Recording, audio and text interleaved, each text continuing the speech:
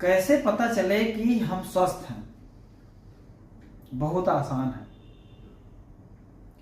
सबसे इंपॉर्टेंट, अगर आपकी बॉडी में कोई भी आर्गन, कोई भी पार्ट आपको फील नहीं हो रहा है, समझ लीजिए कि आप स्वस्थ हैं। सिर में दर्द होता है तभी सिर का पता चलता है, कमर में दर्द होता है तो कमर का पता चलता है, पैरों में दर्द होता है तो पैर का पता चलता है।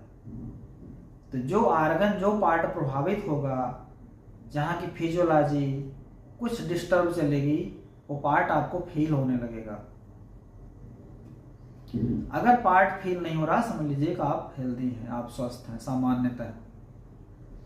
मान लीजिए कहीं कोई प्रॉब्लम है छोटी बड़ी, कहीं पेन हो रहा है, कहीं बहुत लंबे समय से हो रहा है, तो दूसरा एक पार्ट आता है कि कैसे पता चले कि बहुत बड़ी प्रॉब्लम है या कोई अभी प्रॉब्लम अभी बहुत बड़ी नहीं हुई, बहुत सामान्य, बहुत छोटी प्रॉब्लम है। तो 3 बायो इंडिकेटर हमेशा याद रखिए। पहला, इस दुनिया में बच्चा आता है तो सबसे पहले उसे क्या चाहिए? ऑक्सीजन और दूध। तो भूख का लगना सबसे इंपॉर्टेंट है। अगर किसी व्यक्ति की भूख सामान्य है, सामान्य से अधिक की बात नहीं कर रहे हैं, वो कई सारी बीमारियों में भी होता है, तो अगर आपकी भूख सामान्य है तो आप स्वस्थ हैं, आपको कोई मेजर इशू नहीं है। दूसरा इंडिकेटर क्या है?